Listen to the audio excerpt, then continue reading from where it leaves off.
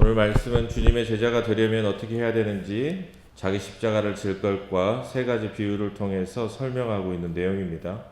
예수님께서 십자가 사역의 때가 점차 임박해 오자 제자들의 신앙이 걱정되었습니다. 왜냐하면 주님은 제자들의 신앙의 상태를 너무나 잘 알고 있었고 그들이 십자가 앞에서 다 도망가게 될 것을 주님은 알고 있었기 때문에 그렇습니다.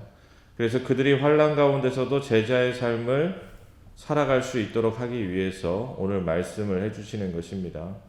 이는 우리가 주님을 따르는데도 그대로 적용됩니다. 우리는 오늘 말씀을 통해서 몇 가지 생각해 봐야 할 것들이 있습니다. 먼저 생각해 봐야 할 것은 자기 십자가를 지지 않고서는 결코 주님의 제자가 될 수 없다는 것을 우리는 알아야 한다는 것입니다. 오늘 말씀 27절을 보면 누구든지 자기 십자가를 지고 나를 따르지 않는 자도 능히 내 제자가 되지 못하리라 하리라 라고 말씀하고 있습니다. 주님의 제자가 되는 기본 조건으로 자기 십자가를 지고 따라야 한다 라고 말씀하고 있습니다. 다른 복음서에서는 자기를 부인하고 자기 십자가를 지고 나를 따라야 한다 라고 말씀하는데 누가복음에는 자기를 부인하고가 생략되어 있습니다. 그런데 자기를 부인한다는 것은 의미상 자기 십자가 안에 포함되어 있으므로 같은 의미로 볼 수 있습니다. 자기를 부인하고 자기 십자가를 진다는 것은 단순히 내 욕심을 참는다거나 고난을 인내한다는 의미가 아닙니다. 내 삶의 주권이 나에게 없음을 인정하는 것입니다. 제자가 되는데 첫 번째 조건은 자신의 모든 것을 부인하는 것입니다. 빈 잔에 물을 따라야 물이 가장 맑다라는 말이 있습니다. 아무것도 없는 깨끗한 상태에서 시작해야 순수함을 온전히 담을 수 있다라는 비유적인 표현입니다.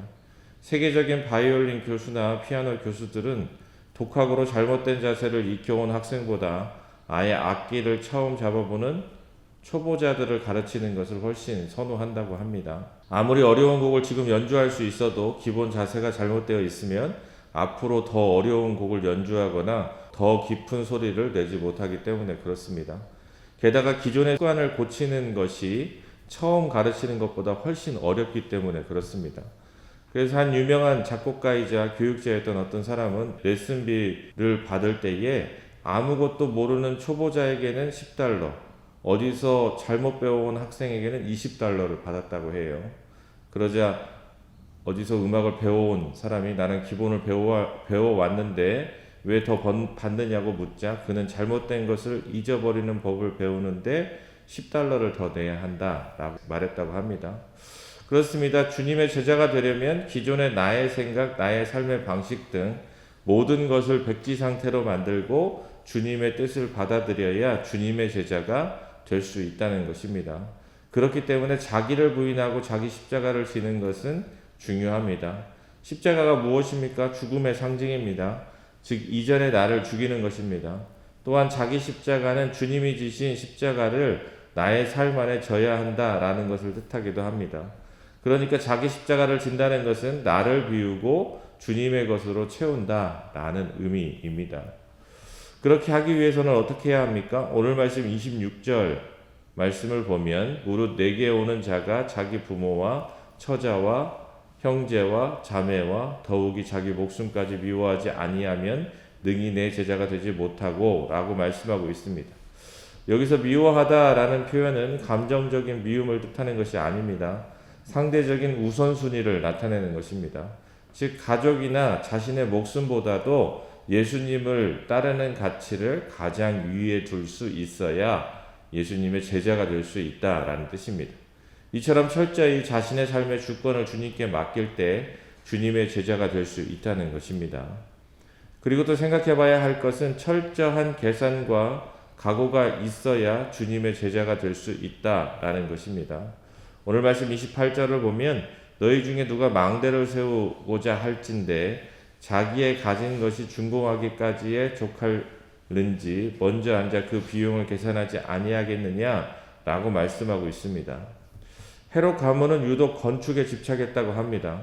그들은 성벽과 요새, 화려한 궁전을 지음으로써 자신의 힘을 증명하려고 했습니다. 자신의 세력을 과시하기 위해서 여러 도시에 커다란 건축물들을 세웠는데 너무나도 많은 거대한 공사들을 시작하다가 자금이 부족해서 건물을 짓다 마는 미완성으로 끝나는 경우가 많았다고 합니다.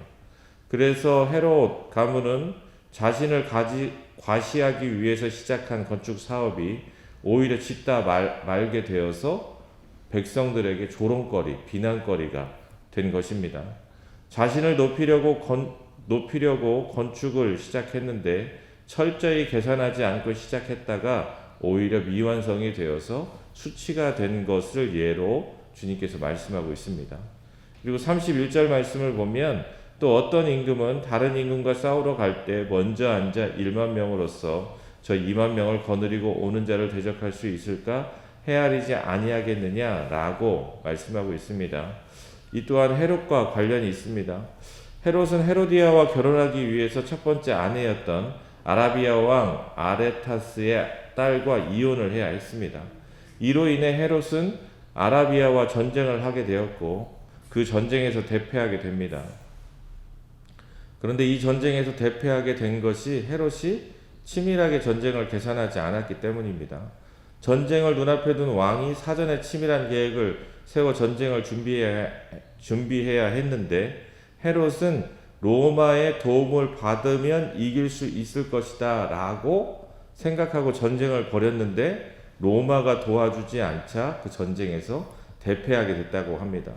철저하게 준비하고 계산하지 못해서 전쟁에서 패배한 것입니다. 이처럼 주님의 제자가 되려면 제자의 길이 어떠한 것인지 확실히 인식하고 주님을 따라야지 감정적으로 혹은 다른 이유로 주님을 따랐다가 중도에 포기함이 없어야 한다라는 말씀입니다. 우리에게 기복신앙이 그러한 것입니다. 내가 무엇을 얻기 위해 주님을 따랐다가 주님께서 내가 원하는 것을 주지 않으면 어떻게 됩니까?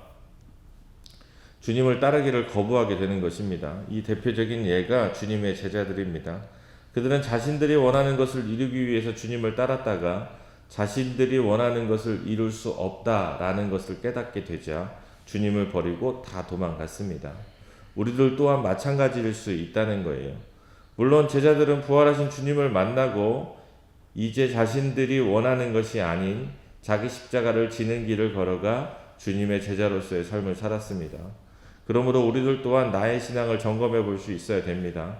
나는 주님을 따를 대가를 치를 준비가 되어 있는지 스스로를 잘 생각해 봐야 한다는 것입니다. 그리고 또 생각해 봐야 할 것은 자신의 모든 소유를 버릴 수 있어야 주님을 따를 수 있다는 것입니다. 오늘 말씀 33절을 보면 이와 같이 너희 중에 누구든지 자기의 모든 소유를 버리지 아니하면 능히 내 제자가 되지 못하리라 라고 말씀하고 있습니다. 여기서 자기 소유를 버리지 아니하면 이라는 뜻은 당장 모든 재산을 팔아야 한다라는 의미라기보다 내 삶의 주권에 관한 이야기입니다. 내가 가진 재물, 시간, 재능의 주인이 내가 아니라 주님임을 인정하고 주님이 원하실 때면 언제든지 내놓을 수 있을 준비가 되어 있어야 한다라는 말씀인 것입니다. 유튜브의 신앙 관련 영상 중 11조에 관한 영상이 조회가 높습니다. 대부분 조회수가 높은 영상은 11조를 내지 않아도 된다라는 내용의 영상입니다. 사람들이 11조에 관한 영상을 시청하는 이유가 무엇일까요? 그렇습니다. 11조가 내기 싫어서 그 근거를 찾고 있는 것이죠. 물론 성경에서 지금 우리가 하고 있는 11조에 관한 규정은 정확히 없습니다. 그런데 나의 소유의 10분의 1도 포기하지 않으면서 주님을 따른다고 말하는 것은 사실 불가능하다는 것을 우리는 생각할 수 있어야 됩니다. 물론 형편상 11조를 못할 정도로 생계의 위협을 받는 사람에게도 그와 같은 기준이 통하는 것은 아닙니다. 다만 나는 나의 소유를 주님의 것으로 인정하는가를 어떻게 보여줄 수 있는지 우리는 분명히 생각해야 한다는 것입니다. 끝으로 생각해 봐야 할 것은 우리는 짠맛을 잃으면 안 된다는 것입니다. 오늘 말씀 34절을 보면 소금이 좋은 것이나 소금도 만일 그 맛을 잃으면 무엇으로 짜게 하리요? 라고 말씀하고 있습니다. 팔레스타인 지역의 소금은 바닷물을 증발시켜 얻는 것이 아니라 사해 근처의 소금 바위에서 캐낸 것이 많았습니다. 이 소금은 바위에 석회가루가 많이 섞여 있었습니다. 그러니 소금이 녹아버리면 뭐만 남습니까? 석회가루만 남게 되는 거예요. 모양은 소금 모양과 같지만 짜게 하지 못하는 석회가루만 남는 것입니다. 그러니 땅에도 거름에도 아무 쓸모가 없게 된다라고 말씀하고 있습니다. 이처럼 그리스도인의 정체성을 잃어서는 안 된다. 제자로서의 자격을 잃어버려서는 안 된다라는 말입니다. 세상 사람들과 똑같이 자신의 유익과 안위만을 위해서 산다면 아무리 겉모습은 종교적이라 해도 주님의 제자가 되지 못한다라는 말씀입니다. 그러므로 우리는 잊지 말아야 합니다. 그리스도인이 된다는 것은 주님의 제자가 된다는 것입니다. 왜냐하면 주님을 믿고 따르는 사람이기 때문에 그렇습니다.